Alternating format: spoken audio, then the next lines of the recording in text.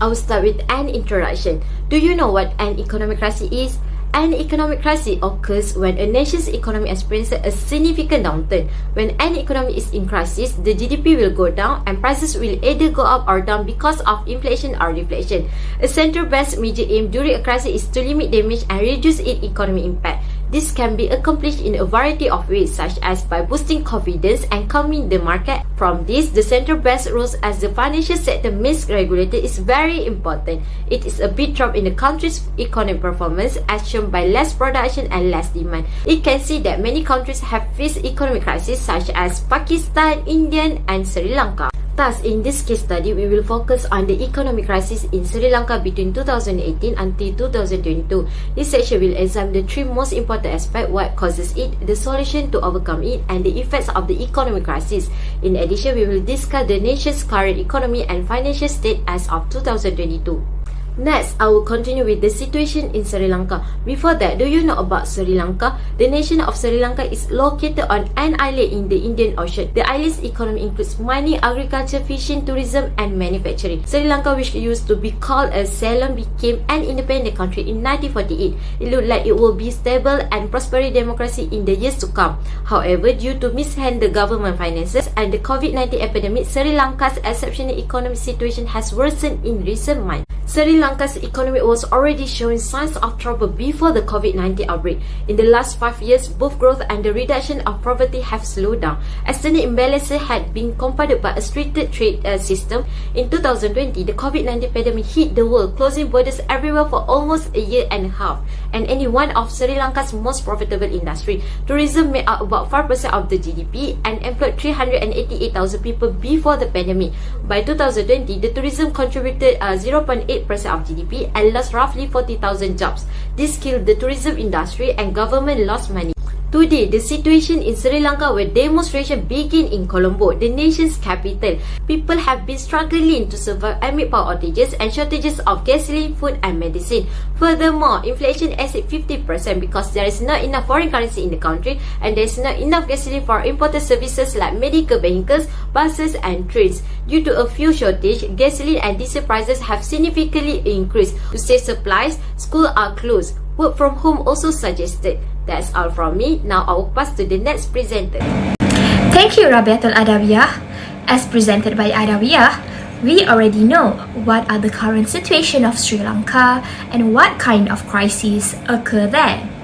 Now I will proceed with the causes and solutions of the crisis in Sri Lanka.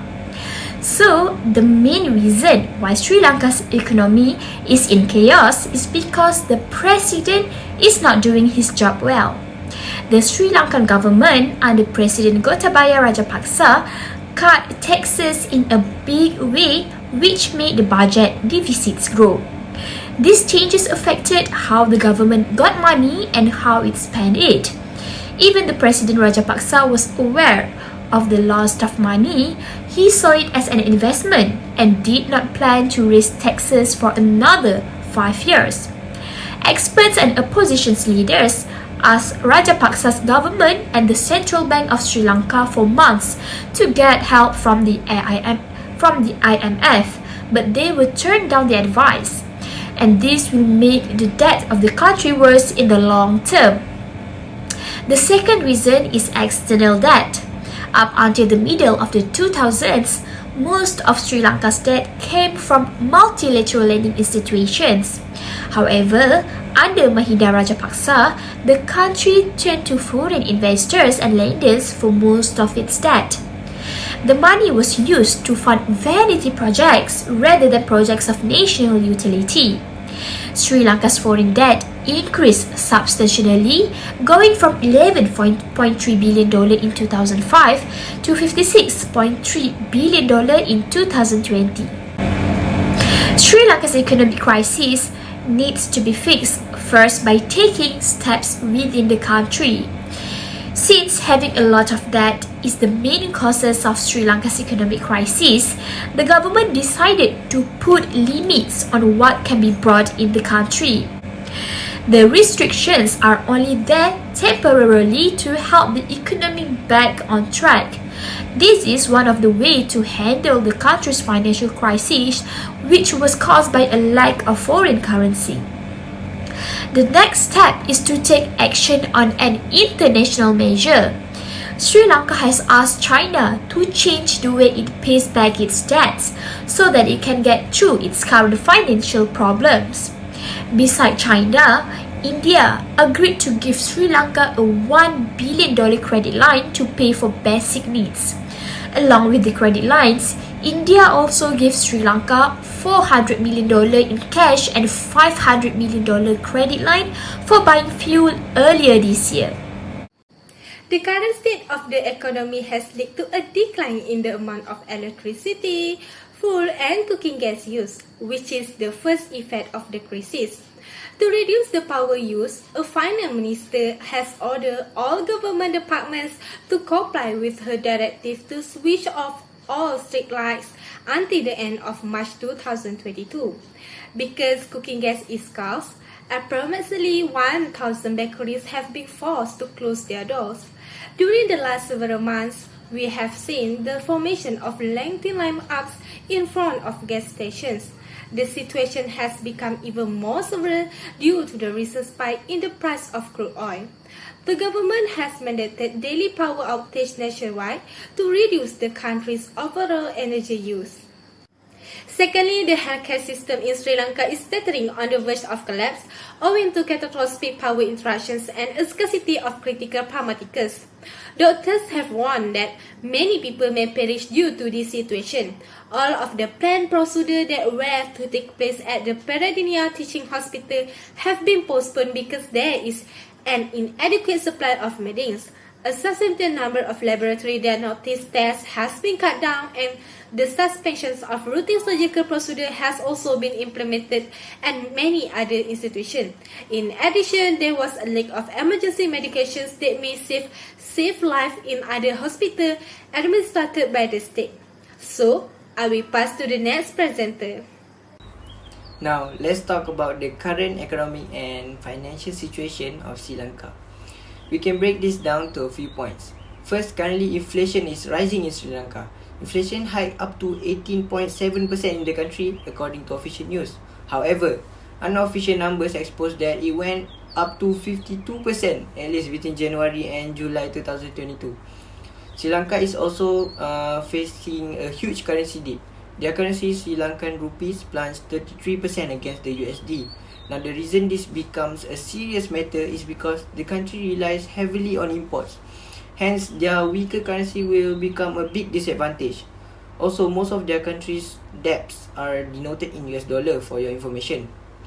Now, talking about debts, at this point, Sri Lanka's foreign debt is at $35 billion and 7 billion are due shortly.